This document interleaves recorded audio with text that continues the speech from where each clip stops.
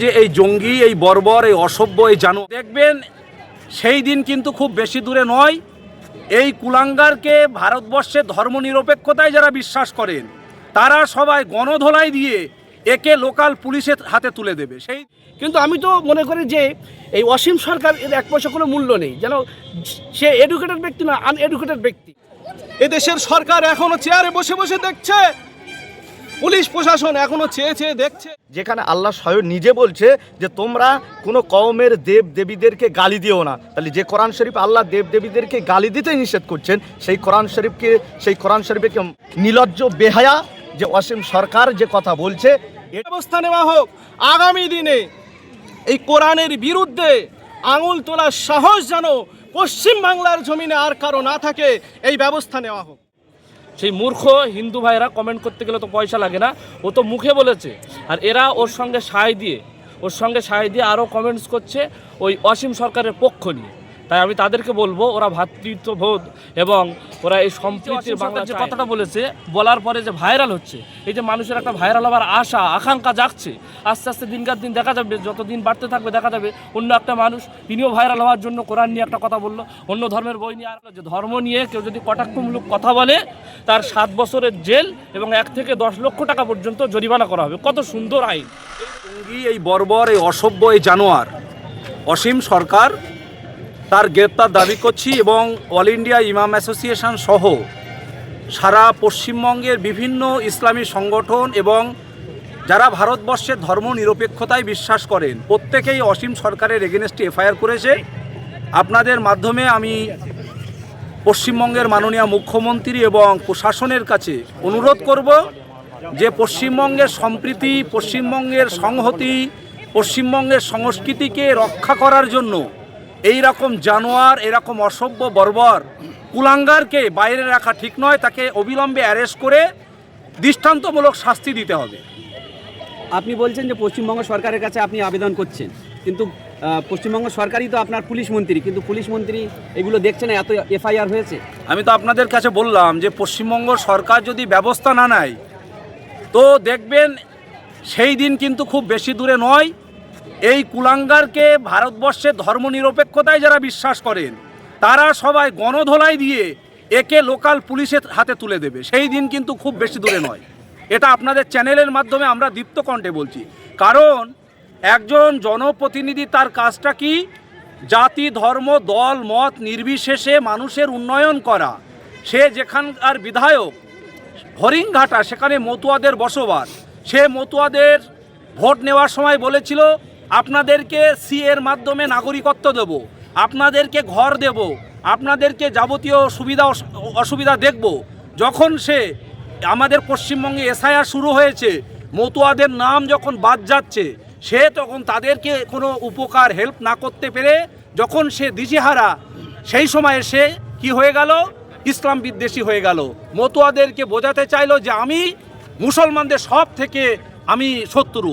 তাই বলবো যে এই অসীম সরকারের বিরুদ্ধে আমাদের প্রত্যেকের, বিশেষ করে ভারতবর্ষের ধর্মনিরপেক্ষতায় যারা বিশ্বাস করেন, যারা নিজ ধর্মে পালন করার সাথে সাথে অন্য ধর্মকে সম্মান শ্রদ্ধা জানান, তাদের পক্ষ থেকে একটাই অনুরোধ, এই কুলাঙ্গারকে অবিলম্বে অ্যারেস্ট করতে হবে।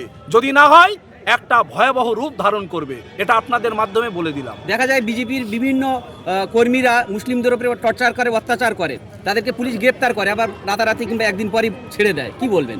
আমরা এই বিষয় নিয়ে যখন আমরা প্রথম শ্রেণীর যে কর্পোরেট মিডিয়াগুলো আছে, এবিপি আনন্দ থেকে বিভিন্ন মিডিয়া, আমরা বলি যে বিজেপি মানে সাম্প্রদায়িক দল, বিজেপিরা বলে না আমরা সাম্প্রদায়িক দল না।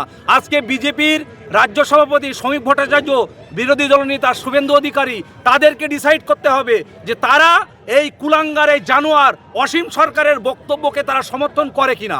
এটা আমরা তাদের কাছে দাবি করছি আপনাদের মাধ্যমে। তারা যে বলে আমরা ধর্মনিরপেক্ষ কি? আজকে তিনি যে বক্তব্য করেছে, গোটা মুসলিম সমাজকে তিনি ব্যথা দেননি, বরং যারা নিজ ধর্মে পালন করে অন্য ধর্মকে সম্মান দেন তাদেরকেও ব্যথা দিয়েছে।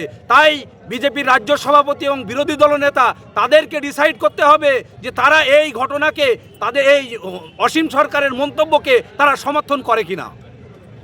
অসীম সরকারের কোয়ালিফিকেশন সম্বন্ধে যদি আপনি কিছু জানেন তা বলেন।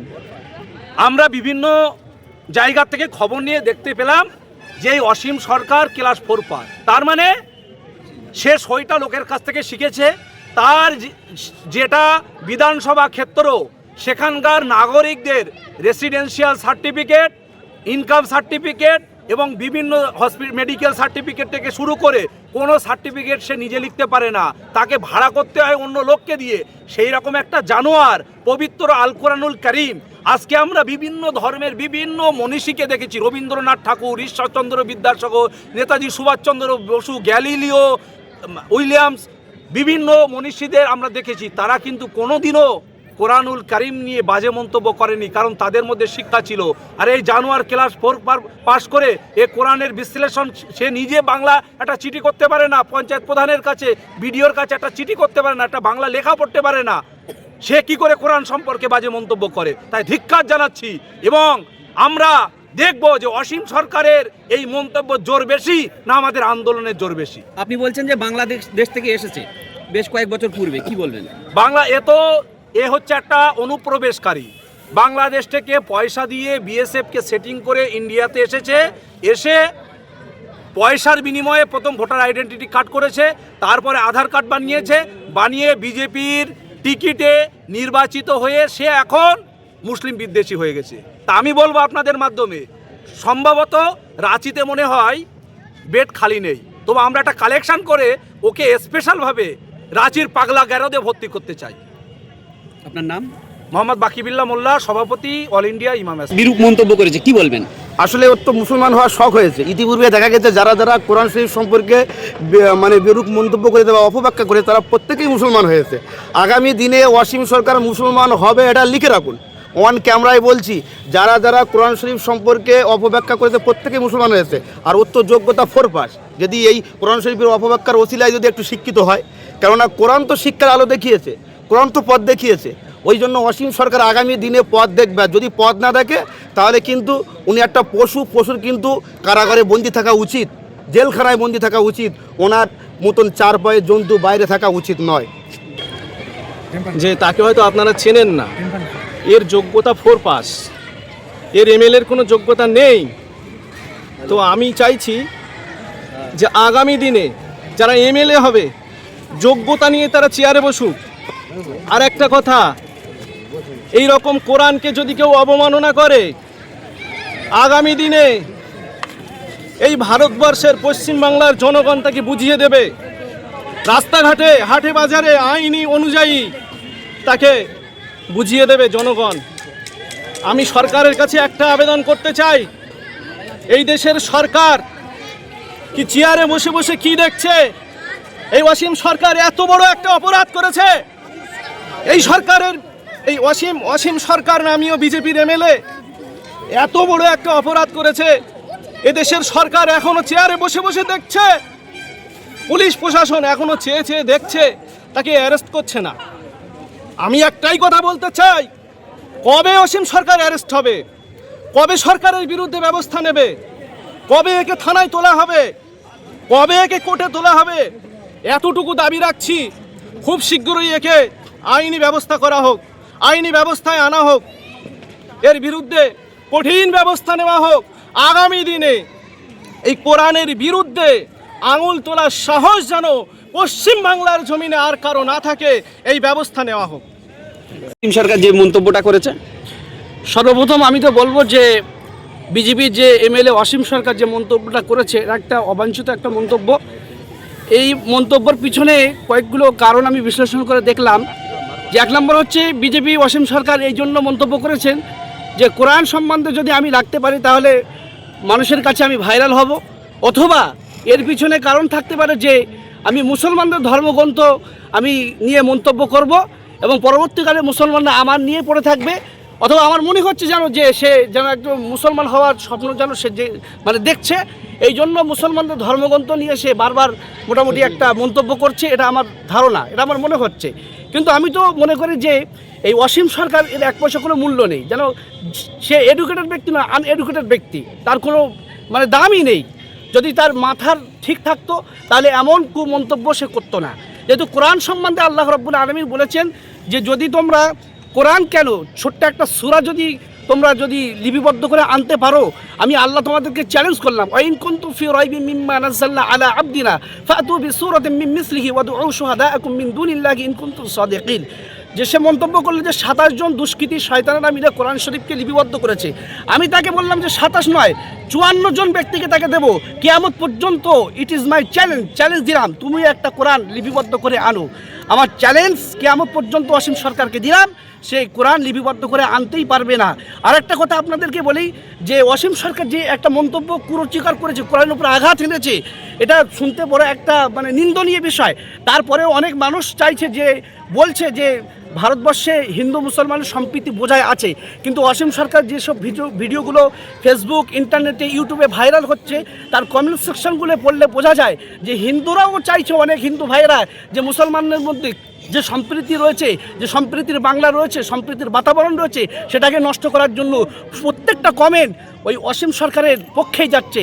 কোনো হিন্দু ভাইরা মুসলমানদের হয়ে সেইভাবে কমেন্টস করছে না। এর দ্বারাই বোঝা যাচ্ছে যে বাংলা আগামী মানে দিনেতে কোন দিকে যাচ্ছে, যে বিজেপি একটা সাম্প্রদায়িক দল, সেই দলকে পশ্চিমবঙ্গের মুসলমানরা নয়, হিন্দুরা পর্যন্ত এই সম্প্রীতিটাকে নষ্ট করছে, বিজেপি দলের হয়েই কাজ করছে, একদম পুরো স্পষ্ট পরিষ্কার হয়ে আছে। কি বলবেন? অসীম সরকারের বিরুদ্ধে যেটা বলতে চায় সবাই কম বেশি বলেছে। আমরা সোশ্যাল মিডিয়াতে সব কিছু দেখছি। যে বিষয়টা নিয়ে আজকে এত উত্তাল, সেটা হলো কোরআন শরীফের সূরা তাওবা 5 নম্বর আয়াত নিয়ে। কোরআন শরীফ সূরা তাওবার 5 নম্বর আয়াত নিয়ে এটা নিয়ে অপব্যাখ্যা করছে। শুধু একটা আয়াত দেখলে হবে না, এর আগে এর পরে কি আয়াত আছে সেটাও দেখতে হবে, তার তথ্য, তরজামা এবং মানেটাও ফলো করতে হবে। কিন্তু সে আয়াতটা কখন কোন সময় নাজিলে সে তো অবুঝ, সে তো মানে ক্লাস 4 পাস, সে কী বুঝবে? আর কোরআন সম্পর্কে তার কি জ্ঞান আছে? তার তো কোনো জ্ঞান নেই। আমরা এতটুকু ইতিহাস ঘেঁটেছি যে কোরআন সম্পর্কে যারা রিসার্চ করেছেন ইতিপূর্বে, যে সমস্ত জ্ঞানী গুণী মনীষী বৈজ্ঞানিক যারাই রিসার্চ করেছে, এক কথায় তারা কিন্তু মুসলিম হয়েছেন, ইসলাম ধর্ম তারা গ্রহণ করেছেন। কিন্তু এই কোরআন শরীফে ও বলতে চাইছে, অর্থাৎ অসীম সরকার বলতে চাইছে যে কোরআন শরীফে যারা হিন্দু, যারা জৈন, খ্রিস্টান তাদেরকে মারার নিদান দিয়েছে, তাদেরকে কাটার নিদান দিয়েছে, এই বক্তব্য কিন্তু বলতে চাইছে। কিন্তু কোরআন শরীফের ভিতরে ও এটা দেখছে না যে আরও কি বলছে। কোরআন শরীফের ভিতরে সূরা আনআম 7 নম্বর পারার শেষ পৃষ্ঠায়, সূরা আনআম 108 নম্বর আয়াত, এই আয়াতটা আমি দেখতে বলছি ভালো করে। যে আয়াতে আল্লাহ পাক রব্বুল আলামিন বলছেন যে হিন্দু মুসলিমদের, হিন্দুদের তোমরা কাটবে কেন, তাদের মারবে কেন? যেখানে আল্লাহ স্বয়ং নিজে বলছে যে তোমরা কোনো কওমের দেব দেবীদেরকে গালি দিও না। তাহলে যে কোরআন শরীফ আল্লাহ দেব দেবীদেরকে গালি দিতে নিষেধ করছেন, সেই কোরআন শরীফকে মানে মানুষ মারার নিধান দিতে পারে? এটা কখনো সম্ভব নয়। কোরআন এমন একটা বাণী, আল্লাহ পাকের লাউহে মাহফুজ থেকে আল্লাহ রসুলের অবতীর্ণ হয়েছে। তবে যখন যেটা প্রয়োজন হয়েছে, সেই প্রয়োজন মাফিক রসুলের প্রতি কোরআন অবতীর্ণ হয়েছেন। সেই কোরআন শরীফের ভিতরে আল্লাহ বলছেন লাকুম দীনুকুম ওয়ালিয়া দিন, তোমরা কেউ কারোর ধর্মে আঘাত করো না, কেউ কারোর ধর্মে গিয়ে তোমরা জোর জবরদস্তি করে তাদেরকে কিছু করতে যাও না। এক কথায় তোমরা অপর ধর্মকে আঘাত করো না, যে যার ধর্ম সে করুক। কিন্তু এই অপদত্ত নির্লজ্জ বেহায়া যে অসীম সরকার যে কথা বলছে, এটা কিন্তু আমরা এতটুকু দাবি রাখবো, বর্তমান যিনি সরকারে আছেন, যে বাংলা এবং বাংলার বাইরের সমস্ত রাজ্যে তারা চাইছে এফআইআর করছে। আমরা আইনের উপর আস্থা রেখেছি, নিশ্চয়ই কোর্ট এখনও খোলা আছে, আইনও আছে, সেই আইনের উপর আমরা ভরসা করছি। আমরা চাই অবিলম্বে এই সরকারকে, এই অসীম সরকারকে যেন অ্যারেস্ট করা হয়, এবং কর্ণাটকে যে আইনটা করেছেন সেই আইনটা যেন পশ্চিমবাংলাতেও লাগু হয়, এবং ভারতবর্ষের বিভিন্ন রাজ্যে যেন তারা সমস্ত কিছু যেন মানে ভারতবর্ষের অন্য রাজ্যেও তারা যেন এই আইনটা লাগু করে, যে কেউ কারোর গ্রন্থের উপরে যদি কোনো রকম কোনো বাজে কথা বলে, সে শুধু মুসলিম নয়, যে কোনো মানে ধর্মের উপরে। আপনি বলছেন যে কর্ণাটকের যে আইন করেছে এখানে লাগু করার জন্য, এর আগে ওয়াকফ নিয়ে একটা আইন করেছিল কর্ণাটক, তারা লাগু করেছে, কিন্তু বাংলা করতে পারিনি। তাহলে কি বলবেন? নিশ্চয়ই বাংলা তাহলে কোনো ফল্ট আছে, ব্যর্থতা আছে, যার কারণে বাংলা করতে পারছে না। হয়তো মুখ্যমন্ত্রী মুসলিমদের হয়ে কি কোনো আইন তৈরি করতে পারবে বলে মনে করেন? মনে হয় না, আমরা তো দেখছি, আমরা তো মিডিয়াতেও দেখছি, মনে হয় না করতে পারবে। কিন্তু আমরা দাবি রাখছি, কারণ বাংলার জমিনে মুসলমান নিশ্চয়ই বর্তমান যিনি সরকারে আছেন এই সরকারকে অনেক সাপোর্ট করছেন, আমরা চতুর্থ দিকে দেখছি। ইনি যাই করুক না কেন, মুসলমান এখনো আস্থা রেখেছেন, কিন্তু তিনি পারছেন না, নিশ্চয়ই তিনি ব্যর্থ, যার কারণে হয়তো ঠিক মতো করতে পারছেন না।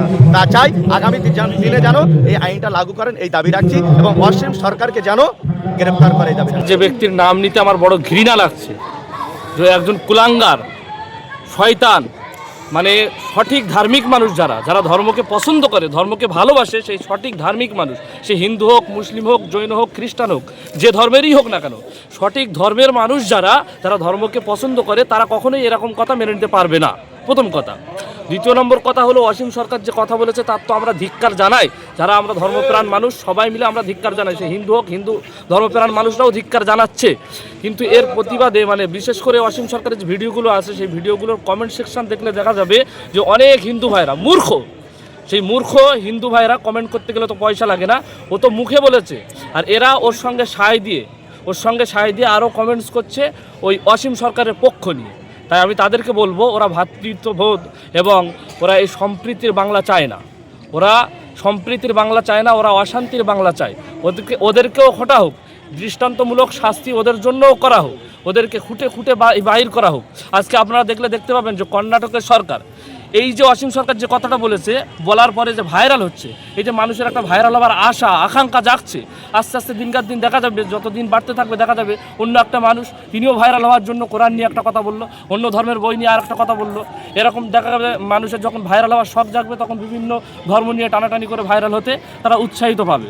সুতরাং এর একটা সঠিক আইন যদি না জারি হয়, আজকে কর্ণাটকে দেখলে আপনারা দেখতে পাবেন যে কর্ণাটকে একটা আইন জারি হলো যে ধর্ম নিয়ে কেউ যদি কটাক্ষমূলক কথা বলে তার 7 বছরের জেল এবং 1 থেকে 10 লক্ষ টাকা পর্যন্ত জরিমানা করা হবে। কত সুন্দর আইন! এই ধরনের আইন যতদিন না পর্যন্ত পাশ হবে, আমার মনে হয় এই কোরআন নিয়ে বা কোনো ধর্মাবলম্বী বেদ পুরাণ বলেন এইগুলো নিয়ে মানুষের ভাইরাল হওয়ার স্বপ্নটা থেকেই যাবে। এরকম আইন একটা পাশ হওয়া অবশ্যই দরকার আমরা মনে করি।